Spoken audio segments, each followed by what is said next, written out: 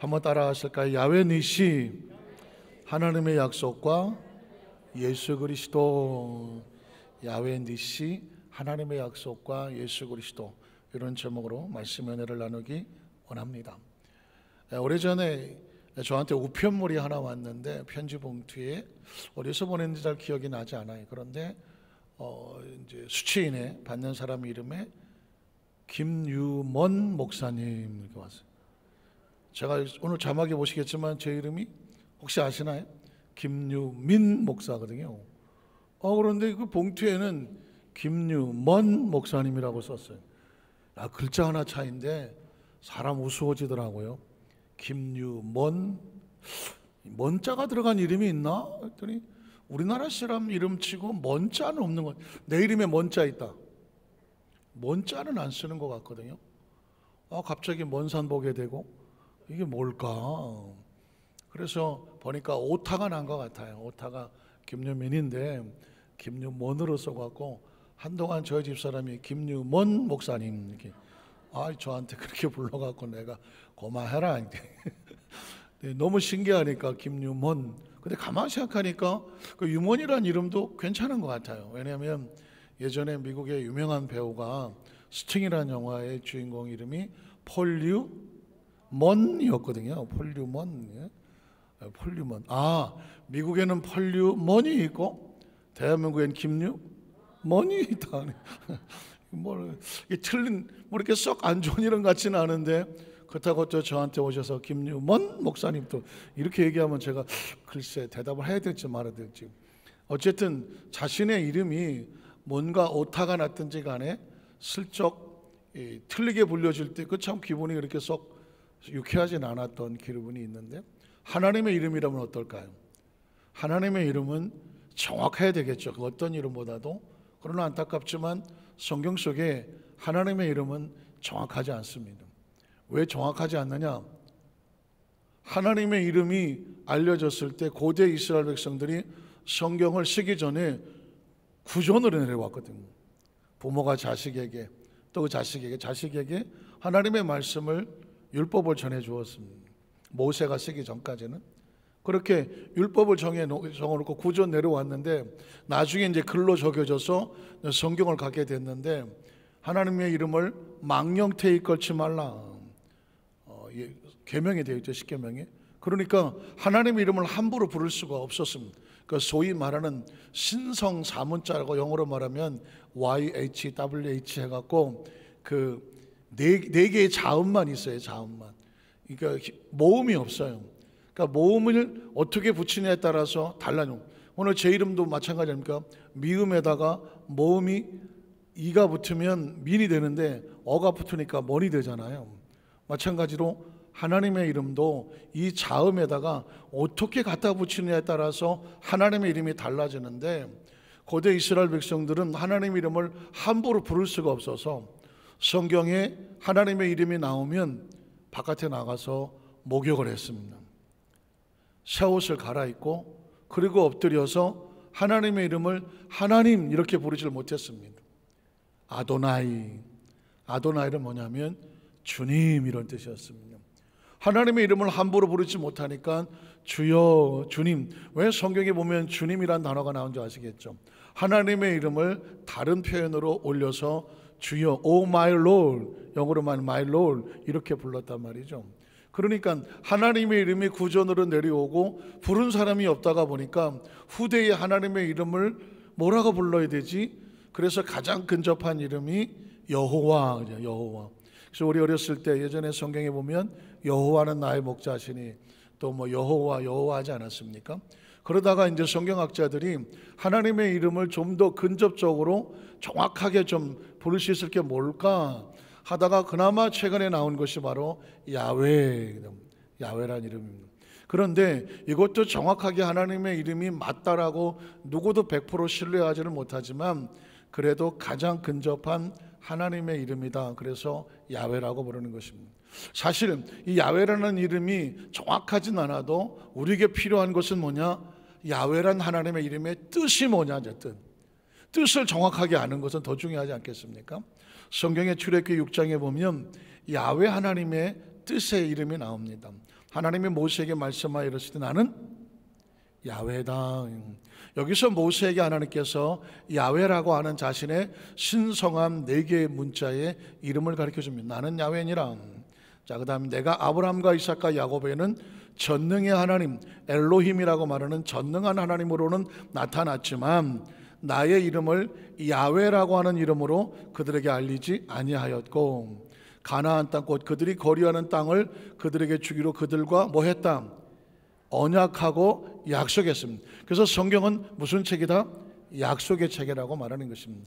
자, 언약을 하였더니 그 다음 절에 보면 이제 애굽 사람이 종으로 삼은 이스라엘 자손의 신음소리를 내가 듣고 무엇을 기억합니까? 나의 언약을 기억했다. 사실 기도는 하나님과 우리 사이에 약속을 기억하게 하는 것이죠. 예배에도 하나님과 우리 사이에 약속이 있는 것이거든요. 우리 성가대가 찬양을 했지만 찬양도 하나님의 약속이 있는 것이거든요. 여러분도 그리스도는 하나님과의 약속을 맺은 백성들입니다. 그러니까 하나님과 우리 사이의 모든 관계는 무엇으로 이루어졌다? 약속으로 이루어졌다. 그 약속을 하시는 하나님의 이름이 무엇이냐? 여기에 이제 야훼가 나오는 것이죠. 그 다음 절에 보면 그래서 그러므로 이스라엘 자손에게 말하기를 나는 야훼라. 자, 야훼라는 뜻은 뭘까요? 내가 애굽 사람의 무거운 짐 밑에서 너를 어떻게 한다? 빼내어 주시는 하나님. 한번 따라하실까요? 무거운 짐에서 우리를, 나를 빼내어 주시는 하나님. 이게 누구다? 야훼 하나님, 빼내어 주신 하나님. 또 그 다음 절에 보면 그들의 노역에서 무겁고 힘든 일에서 너희를 어떻게 하며 건지며 건져내 주시는 하나님. 그러니까 야훼 하나님은 빼내어 주시고 건져 주시고 그 다음에 강한 편팔과 여러 큰 심판들로서 너희를 속량을 했다. 값을 대신 치르고 샀다는 것입니다. 우리가 누구에게 빚을 져서 잡혀 있는데 빚을 대신 짊어지고 갚아주고 우리를 빼내어주고 건져주는, 이걸 속량이라고 말하는데, 속량하여 어떻게 합니까? 너희를 내 무엇으로 삼고 내 백성으로 삼고 내 소유로 삼고 내 자녀로 삼고 내 것으로 삼고, 하나님만 너는 내 거다. 믿으십니까? 하나님께서 너를 내가 피로 값주고 샀으니 내 거다. 내 백성으로 삼고 그리고 나는 너의 무엇이 된다? 하나님이 되리니 나는 애굽 사람의 무거운 짐 밑에서 너희를 빼내어주고 건져내고 값주고 사고 내 백성을 삼은 너희 하나님 야훼인 줄 너희가 알지어다. 그러니까 하나님의 이름만 정확하게 알아도 하나님과 우리 사이에 어떤 약속이 있는지, 또 하나님과 우리가 어떤 관계가 되는지 정확하게 알게 되는 거예요. 우리 자유에서 한번 축복하십시오. 하나님 우리를 건져내시는 분입니다. 빼내어 주시는 분입니다.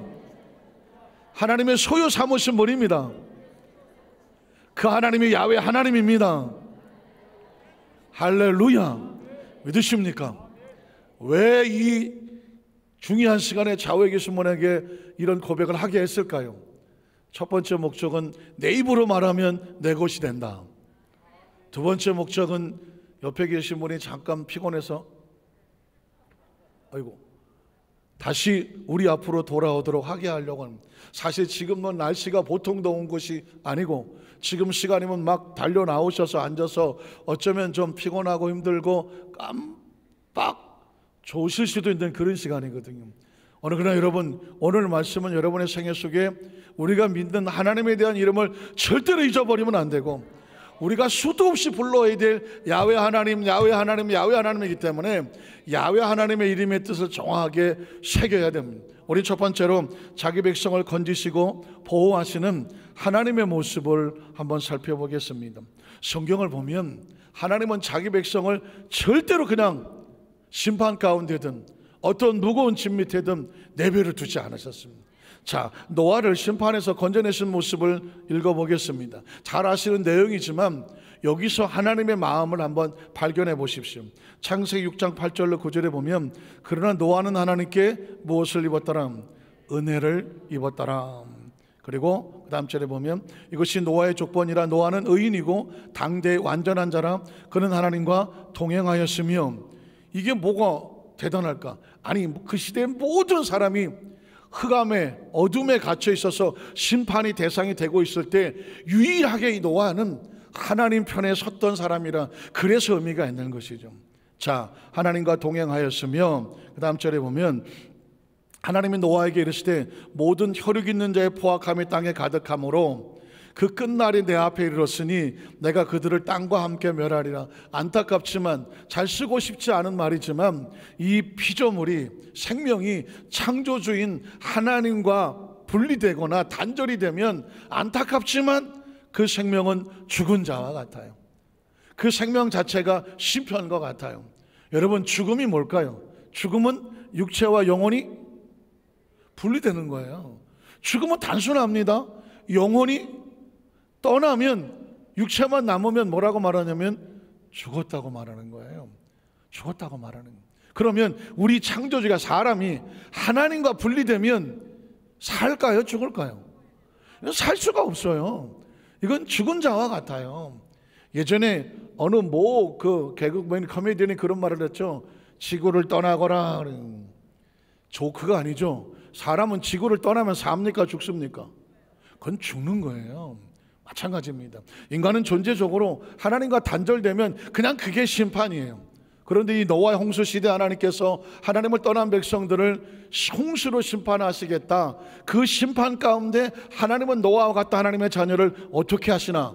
오늘 보니까 14절에 너는 고페르나무, 고페르는 것은 잣나무를 말하는데, 잣나무로 누구를 위해서? 너를 위해서 무엇을 만들어라? 방주를 만들. 심판의 반대는 방주입니다. 기억하십시오. 모든 사람의 심판으로 생명을 잃어가는 상황 가운데 하나님은 자기 백성을 건지기 위해서 무엇을 만들게 하신다? 방주를 만들게 합니다. 방주가 무엇입니까? 홍수 가운데서도 물 한 방울 튀지 아니하고 그 홍수를 견뎌내고 살리게 하는 도구가 뭐예요? 방주거든요. 방주를 만들 때 그 안에 칸들을 막고 역청을 그 안팎에 칠하라. 자, 그 다음 절에 보면 어떤 일이 벌어지려고? 야훼께서 노아에게 이르시되 너와 내 온 집은 어디로 돌아가라? 뭐 할 때가 가까웠으니, 심판할 때가 가까워. 이제 곧 폭우가 쏟아질 건데 심판에 살아남으려면 어디로 돌아가라? 방주로 돌아가라. 지금 하나님은 자기 백성을 살리시려고 합니까? 죽이시려고 합니까? 살리시려고 하죠. 건져내시려고 하죠. 그 무거운 짐에서 빼내어 주시려고 하죠. 보호하시려고 하죠.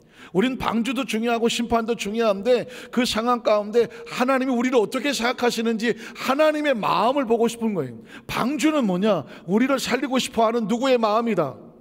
하나님의 마음이거든요. 방주로 들어가라. 들어갔더니 어떻게 됩니까? 그 다음 절에 보면 8장 15절 19절에 보면 하나님이 노아에게 말씀하여 이르시되 너는 내 아내와 내 아들과 내 며느리들과 함께 어디서 나오고? 왜 나올까요? 홍수가 끝났으니까. 홍수가 끝났으니까 이젠 방주에서 나와도 뭐하니까? 안전하니까. 설교하기가 우리 교회 성도 얼마나 쉬운지 몰라. 척하면 삼천리고 국하면 호박 떨어지는 소리야. 그러니까 제가 한마디만 하면 반은 여러분이 하는 거예요. 방주에서 왜 나오냐고 일일이 설명할 이유가 없어. 왜 나올까요? 홍수가 끝났으니까. 이제 나와도 안전하니까. 뭐 이렇게 어렵게 설교해? 세상에서 제일 행복한 것 같아. 난 행복한 목사야. 왜? 반만 하면 다 알아들어. 자, 방주에서 나오고 어떻게 하라고? 너와 함께한 모든 여력 있는 생물 곧 새와 가축과 땅에 있는 모든 것들을 다 이끌어내라. 이것들이 땅에서 생육하고 땅에서 번성하리라. 이게 하나님의 약속이야. 이거 봐, 하나님의 약속이 여기 써붙잖아요. 하나님의 예시당초부터 자기 백성을 생육하고 번성하고 땅에 충만하고 강성하고 형통해라. 이것이 내가 너와 맺은 약속이라고 말했거든. 어느 시대이든지 홍수 시대든지 무슨 어떤 시대이든지 누구든지 하나님은 자기 백성에게 어떻게든지 방주 안에서 보호하고 방주에서 나오면 생육하고 번성 땅에 충만하라. 이게 하나님의 약속이야. 그렇게 하기를 누가 원하셔? 하나님이 원하셔. 하나님. 그래서 그 다음 절에 보면 노아가 그 아들들과 그의 아내와 그 며느리들과 함께 나왔고 땅의 동물 곧 모든 짐승과 모든 기는 것과 모든 새도 그 종류대로 어떻게 방주에서 어떻게 했더라? 나왔더라는 것입니다. 그러니까 방주란 뭐냐? 오늘날 시대도 마찬가지입니다. 하나님이 자기 백성을 홍수 가운데 끌어안고 보호하시는 하나님의 마음이 뭐라고요? 방주인 거예요. 나는 내 백성을 털끝 하나 걸리지 아니하고 그 물방울 하나 튀지 아니하고 홍수의 심판 가운데 건져내리라, 빼내어 주리라, 보호하리라. 이게 뭐다? 방주인 것이죠. 사실은 제가 그러죠. 이스라엘 백성이 애굽에서 나와서 광야를 지나고 가나안 땅에 갈 때도 너희가 행로 중에서 당하였거니와 사람이 자기 아들을 어떻게 안고 가는 것처럼 너희 하나님 야훼께서 너희가 광야를 지나갈 때 어떻게 하고 왔다? 안고 왔다는 것이, 안고 온 거예요. 오늘 저와 여러분이 지금 이 땅에 태어나서 여기까지 오면서 수십 년을 살아오면서 어떻게 왔나 뒤돌아보면 어떻게 온 것 같아요? 꿈만 같지 않아요? 꿈만 같지 않아요? 하나님이 안고 오지 아니하면 정말 단 하루도 살아갈 수 없는 존재들입니다. 오늘 방주는 그걸 상징하고, 오늘 성경에 보면 이스라엘 백성이 애굽에서 나왔는데 광야를 지나가고 가나안 땅에 가야 되는데 털커덕 문제를 하나 만납니다. 아말렉이라고 하는 밥만 먹고 싸움만 하는, 사막에 가는 사람을 털어서 먹고 사는 그런 족속과 만나게 되는 것이죠. 오늘 출애기 17장 8절 이하에 보면 이 아말렉을 만난 이스라엘 백성들 가운데 하나님은 어떻게 하실까? 손을 놓아버릴까? 아유 나 무섭다, 야 니네들끼리 알아서 해결하라, 등을 돌리실까? 성경은 무수히 많은 스토리가 있지만 딱 하나입니다. 자기 백성이 위기를 만날 때 하나님은 그 백성을 끌어안고 가더라. 믿으십니까? 자, 아말렉과의 싸움에서 어떻게 하셨나 보겠습니다. 그때 아말렉이 와서 이스라엘과 리드미에서 싸우더라. 모세가 여호수아에게 이르되 우리를 위하여 사람들 택하여 나가서 아말렉과 싸우라. 겉으로 볼 때는 지금 두 부족이 싸우는 거죠. 이스라엘 민족과 아말렉 민족이 싸움으로 보입니다. 내일 내가 하나님의 지팡이를 손에 잡고 산 꼭대기에 서리라. 자, 여호수아가 모세의 말대로 행하여 아말렉과 싸우고 모세 아론과 울은 산 꼭대기에 올라가서 모세가 손을 들면 이스라엘이 이기고 손을 내리면 아말렉이 이기더라. 왜 이런 얘기를 하죠? 이 전쟁의 승패는 여호수아의 힘도 아니고 이스라엘 백성의 병력의 힘도 아니다. 그 배후에 움직이는, 안고 계시는 누가 있다. 믿으십니까? 정확하십니까? 지금 여러분의 마음속에 절망과 좌절과 낙심과 불안과 뭔가 싸우고 있습니까? 이 전쟁을 내가 싸운다고 생각해서 혹시 내 힘이, 내 병력이 딸린다고, 내 능력이 딸린다고 불안해하지 않습니까? 한숨 쉬지 않습니까? 낙심하지 않습니까? 성경은 우리에게 말합니다. 네가 기도에 손을 들면 내가 싸워줄게. 모세가 손을 들면 이스라엘이 이기고, 모세가 포기하고 힘들어서 내리면 누가 이기더라? 아말렉이 이기더라. 이스라엘 민족을 이끌고 가는 힘은 사람에게 있지 않냐고 누구에게 있더라? 하나님에게 있더라. 그걸 신뢰하고 믿고 돌진해 나와 이 예배 가운데 참석한 저와 여러분의 신앙의 고백이 그렇습니다. 하나님이 우리를 안고 계심을 믿습니다. 모세는 노구를 끌고 산꼭대기에 올라가서 기도의 손을 드니까 어떻게 합니까? 그 전쟁은 이스라엘 백성이 승리하죠. 모세의 발이 피곤함에 그들이 돌을 가져다가 모세 아래 놓아 그가 그 위에 앉게 하고, 아론과 우리 한 사람은 이쪽에서 한 사람은 저쪽에서 모세의 손을 어떻게 붙들어 올렸대. 왜 붙들어 올립니까? 올라가야 이기니까. 올라가야 이기니까. 그러니 설교가 얼마나 쉬워. 그걸 구구절절히 일일이 이스라엘 백성들이 손을 올려야 모세가 이기니 아론과 우리 이쪽 저쪽에서 올려야 됐어요. 이럴 필요가 뭐가 있어. 그냥 우리 성도들에게 물으면 돼. 왜 올렸다고요? 올려야 이기니까. 근데 왜 안 올려? 기도하는 백성들이 왜 기도를 할까? 내가 왜 기도를 할까? 기도하는 가운데 우리를 감싸고 해서 하나님께서 역사하시고 운행하심을 믿으시기를 주님의 이름으로 축원합니다. 그래서 작정하고 손이 해가 지도록 내려오지 아니하니까 여호수아가 칼날로 아말렉과 그 백성을 쳐서 무찔렀더라. 여기까지만 보면 여호수아가 보통 사람이 아니네. 저 중국의 무협지에 나오는 천하제일검 해갖고 뭐 무술로서 이긴 것처럼 보이지만 성경은 여기서 끝나지 않습니다. 그 다음에 진짜 승리의 주인공이 나오는데 그분의 이름이 뭐예요? 야훼께서. 성경은 사람의 스토리가 아닙니다. 누구의 스토리입니까? 하나님의 스토리거든. 야훼께서 모세에게 이르시되 이것을 책에 기록하여 기념하게 하고 여호수아의 귀에 외워 들려라. 내가 하면 내가 아말렉을 없이하여 천하에 기억도 못하게 할. 왜? 하나님의 약속의 백성이 애굽에서 나와서 홍해수를 마른 땅처럼 밟고 광야를 통과하더라도 광야는 삭막한 장소가 아니라 하나님과 함께 걸어가는 기적의 장소고 은혜의 장소고 멋진 추억의 장소가 될 건데, 감히 아말렉이라고 하는 근본도 없는 것이 하나님의 백성을 막는다? 하나님께서 이거 내버려 둘까요? 아니면 간섭하실까요? 개입하실까요? 개입할 수밖에 없지. 개입할 수밖에 없지. 감히 아말렉이 뭔 하나님 백성이를 가로막습니까? 잘못 걸렸지. 그래서 어떻게 하나님 백성을 가로막는 백성은 내가 대신 뭐하리라? 싸워주리라. 그게 야훼 니시거든. 그 다음 절에 보면 그래서 이렇게 말하는 것입니다. 모세가 제단을 쌓고 그 이름을 야훼 니시라 하고 이르되 야훼께서 맹세가 뭐예요? 약속이죠. 맹세란 단어를 설명할 필요도 없어. 맹세가 뭐다? 약속인데 그걸 왜 맹세라고 그래? 약속 중에 약속을 강조해서 뭐라고 말해? 맹세라고 말해. 하나님께서 작정하여 맹세하시기를 야훼가 아말렉과 더불어, 아말렉이 뭐냐? 하나님의 약속의 백성을 감히 가로막는 그 어떤 세력이라고 할지라도 내가 대대로 계속해서 뭐 해주리라? 싸워주리라. 이걸 뭐라고 말해? 약속이지. 내가 할게. 내가 할게. 야훼 하나님께서 말씀하셔. 그래서 하나님 야훼 니시 이름은 약속인 거고, 우리가 그 약속을 믿고 나가면 하나님은 약속을 지켜주시는 거죠. 우린 무엇을 믿습니까? 약속을 믿습니다. 혹시 여러분 영린이라는 단어를 아시나요? 영린. 영린이라고 만약에 인터넷에 이렇게 쳐보면요, 영화가 나와요. 영린이라고 해서 저하고 아주 거의 비슷하게 닮은 영화 배우가 하나 나와요. 기억하실지 모르겠지만 현빈이라고.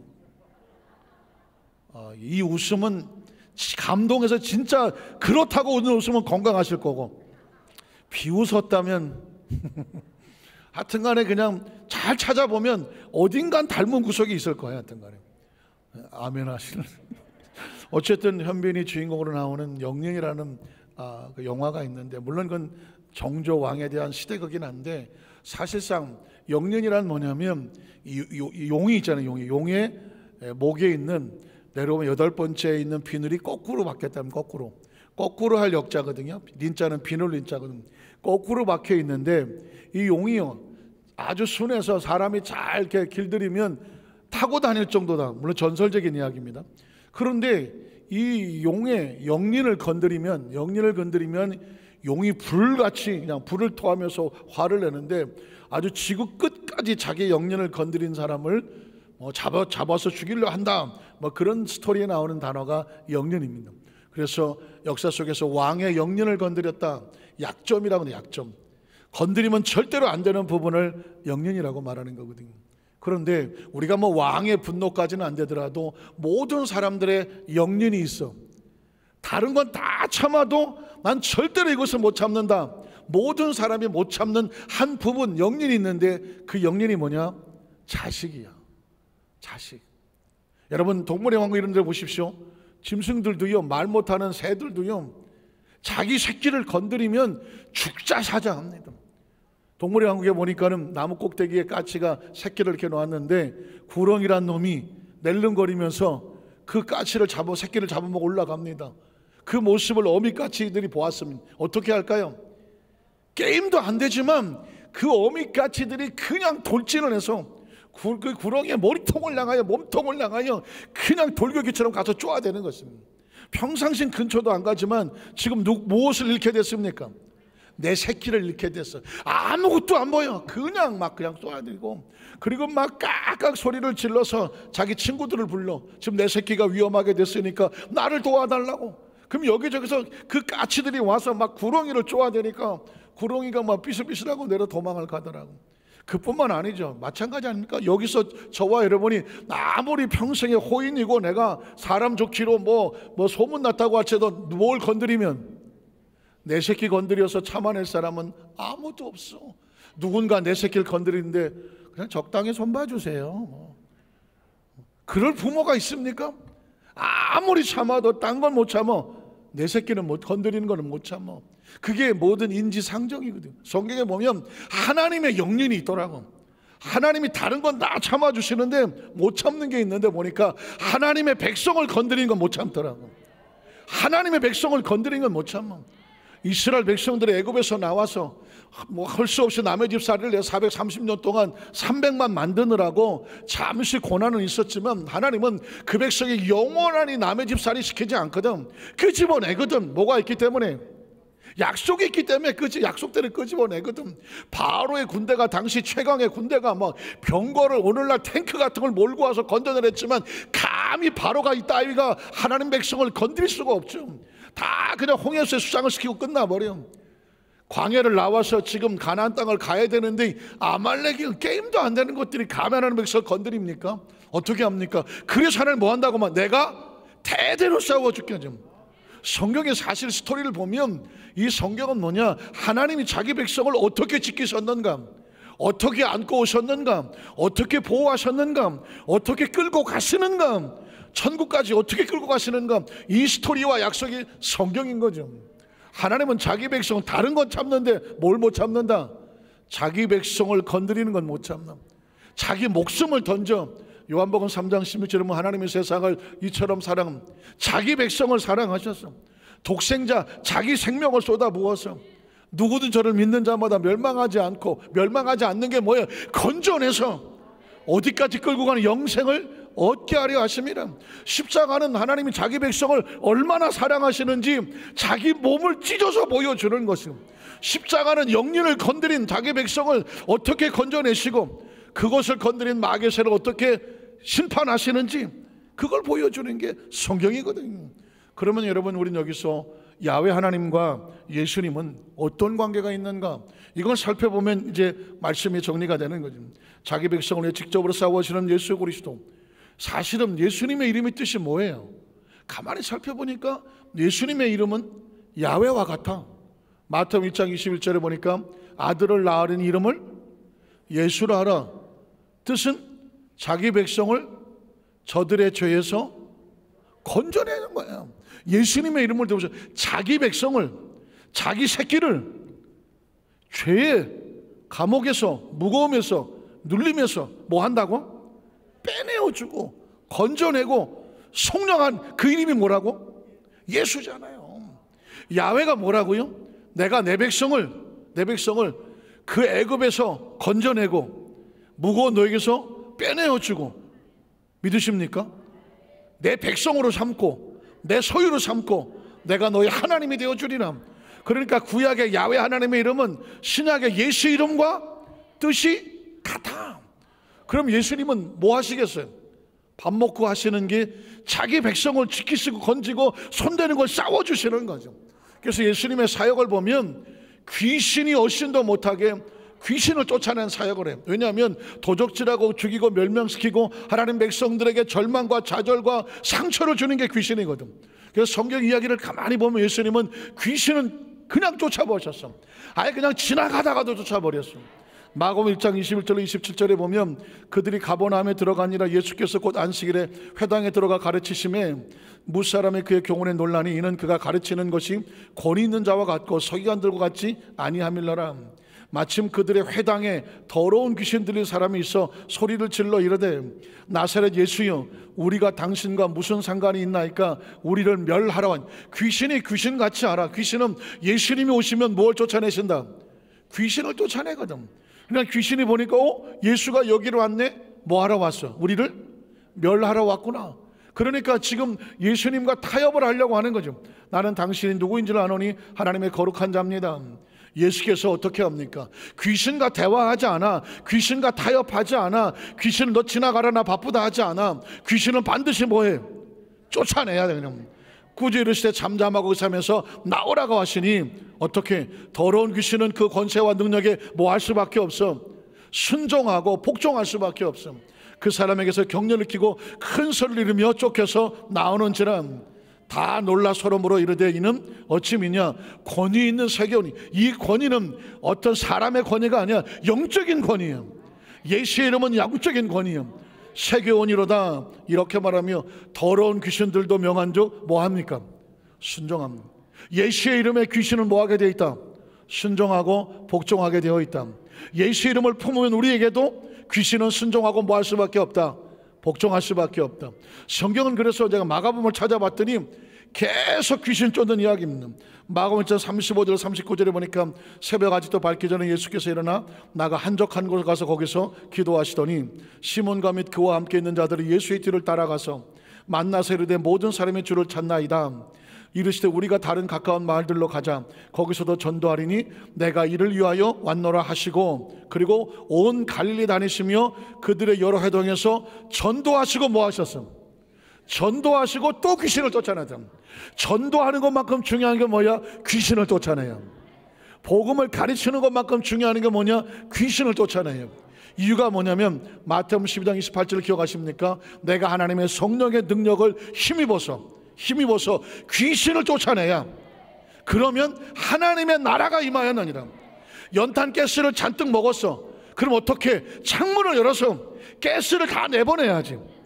가스를 다 내보놓고 신선한 공기가 들어와야 사는 것처럼, 귀신이 들어와서 도둑질하고 죽여 멸망하고 절망하고 좌절하고 낙심하고 불안하고 초조하게 만들 때 귀신을 쫓아내야 그 안에 뭐가 들어온다? 생명이 들어오고 치유가 들어오고 하나님의 나라가 들어오는 거예요. 그래서 귀신을 쫓아내는 것은 뭐냐? 살리려고 하는 것이죠. 그 다음 절에 보면 마가복음 3장 7절로 11절을 말합니다. 예수께서 저들과 함께 바다로 물러가시니 갈릴리에서 큰 무리가 따르며 유대와 예루살렘과 이두메와 요단강 건너편과 또 들어와시던 근처에서, 우리는 무슨 일이 났는지가 중요한 거예요. 많은 무리가 그가 하신 큰일을 듣고 나온지라 예수께서 무리가 애워서 미는 것을 피하기 위해서 작은 배를 대기하도록 제자를 명하셨으니, 자, 이는 많은 사람을 고치셨으므로 병으로 고생하는 자들이 예수를 만지고자 하여 몰려왔다. 자, 그러니 그때에 더러운 귀신들도 어느 때든지 예수를 보면 어떻게 하더라? 그 앞에 엎드려 부르짖더라. 거꾸로 치면서 당신 하나님의 아들입니다 라는 고백을 하면 혹시라도 자기들을 좀 내버려 둘까 봐. 그러나 예수님의 사역은 철저하게 귀신을 뭐한다? 쫓아낸다는. 자, 마가복음 3장 13절로 15절에 보면 이제는 너희도 쫓아내라는. 너희도. 또 산에 오르사 자기가 원하는 자들을 부르시니 나아온지라. 12를 세우셨으니 이는 자기와 함께 있게 하시고, 또 보내사 전도가 나오면 바로 그 다음에 뭐가 나와? 귀신을 내쫓는 거죠. 귀신을 내쫓는 권능도 누가 가져라? 너희가 가져라는 것입니다. 예수님을 구주로 믿으시면 아멘 하시기 바랍니다. 예수를 구주로 믿으면 구원받고 하나님의 자녀가 되고 천국 백성이 됐고 의롭고 다 좋아. 그런데 영권을 줬음을 잊지 말아야 돼요. 우리에게는 영권이 있어. 예수님 말씀하시기를 너희가 내 이름을 귀신을 쫓아내는 권능도 가지게 하려 하심이야.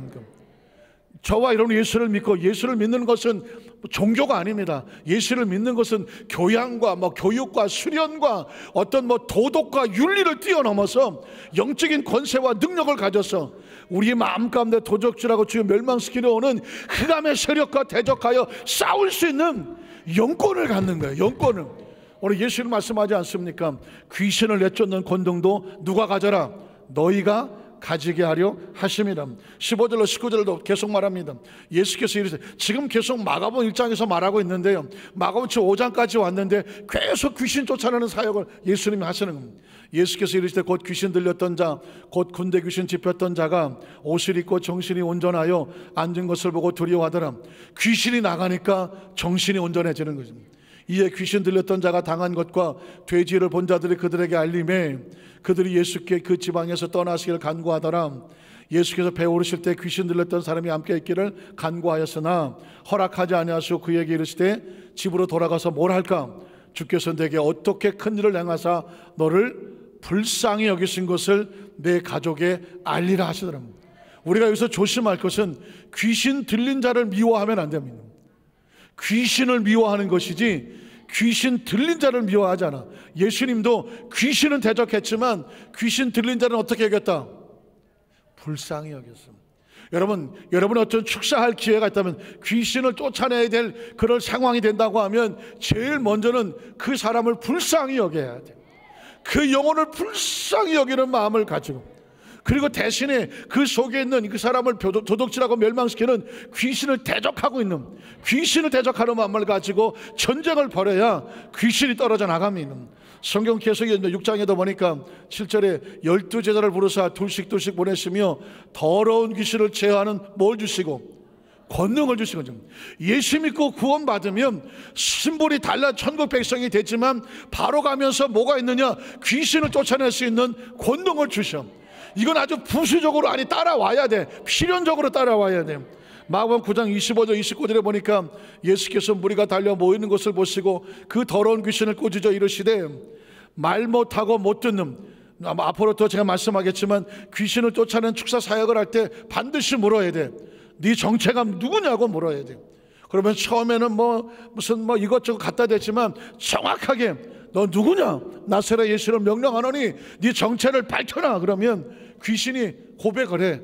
나는 도적질하는 귀신이다. 나는 음란한 귀신이다. 나는 우상을 섬기고 이단에 빠지게 하는 귀신이다. 혹시 병이 만약에 귀신으로 들어왔으면 말을 못하게 하는 배후에도 귀신이 있었고 듣지 못하게 하는 배후에도 귀신이 있었음. 예수님께서 말씀하기를 말 못하고 못 듣는 귀신아 내가 내게 명령하노니 그 아이에게서 나오고 다시는 들어가지 말라. 명령. 이게 병을 고칠 때 귀신 들린 병을 말하는 것입니다. 물론 병이 다 귀신 들린 건 아니지만 귀신이 들려서 병이 들었다면 귀신이 나가야 모두 낫는다. 병도 낫는 겁니다. 예수님은 그래서 병을 낫기 전에 귀신을 쫓아내가니, 자 그랬더니 그 다음 절에 보니까 귀신이 소리 지르며 아이로 심히 경련을 일으키게 하고 나가더라. 그 애가 죽은 것 같이 되어 많은 사람이 말하기를 죽었다고 하나 예수께서 그 손을 잡아 일으키시니 이에 일어서더라. 집에 들어갔음에 제자들이 조용히 묻자오되 우리는 어찌하여 너희 그 귀신을 쫓아내지 못하였나이까? 이유가 뭘까? 그랬더니 기도 외에, 한번 따라하실까요? 기도 외에 다른 것으로는 이런 종류가 뭐예요? 귀신이요, 악한 영이요, 더러운 영이 나갈 수가 없느니라. 뒤집어 말하면 기도로 무장하고 약속으로 무장하여 영권으로 선포하면 모두 나간다. 귀신도 나간다는 거죠.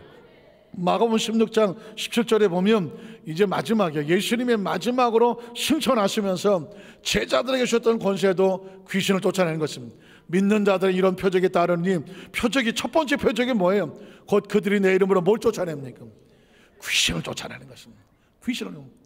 여러분 왜 크리스찬들이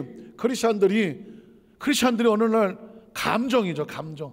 슬프고 억울하고 속상하고 불안하고 초조하고 답답하고 우리 마음속에 평안을 빼앗아가는 것은 배후의 거의 99.9%는 귀신입니다.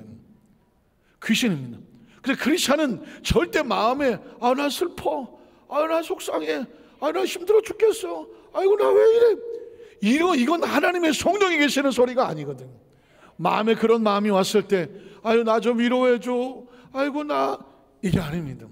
마음속에 이런 절망과 좌절과 낙심과 두려움이 감정이 솟구쳐 올 때에 우리 여도수 만삭교회 성도들은 바로 영적으로 대절해야 돼요. 나사렛 예수 이름으로 명령하느니 내 마음의 절망과 좌절과 낙심과 서운함과 불안함과 초조함과 내 마음의 미움과 원한과 하나님의 생명을 빠져나가게 하는 대적할 원수마귀야, 예수 이름으로 묶임받고 떠나갈지어다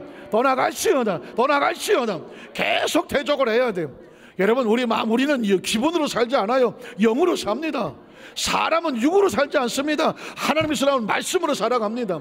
그러니까 영적으로 대결하고 지금 내 마음을 충동하고 서운하게 하고 섭섭하게 하고 세상으로 달려가게 하고 육으로 빠지게 할 때마다 깨어서 기도하되 영적인 대결이 필요한 것입니다. 그래야 귀신이 떨어져 나가야 뭐가 임한다고요? 하나님의 나라가 너희 가운데 임하였느니라. 믿으십니까? 말씀을 정리하기 원합니다. 하나님께서 아말렉 족속이 이스라엘 백성을 가로막을 때 내가 싸워줄게, 감히 하나님 백성을 누가 손댄단 말인가? 마찬가지로 예수님의 사역도 야훼와 같아서 누구든지 귀신이 들렸을 때 귀신을 쫓아내고 내가 살려줄게, 살리셨습니다. 오늘 저와 여러분 하나님을 알고 우리 예수님을 믿습니다. 우리의 삶 현장 가운데 다가오는 가정의, 사업의, 직장의, 공동체에 불안하고 초조하고 어둡고 뭔가 영적인 평안이 없을 때 바로 대적하여 물리치고 마음의 평안을 가지면 귀신을 한 길로 왔다 7길로 쫓겨나가는 것입니다. 영적 전쟁에 승리하고 늘 야훼 니시 승리의 주인공이 되시기를 주님의 이름으로 축원합니다. 기도하겠습니다. 하나님 아버지 감사합니다.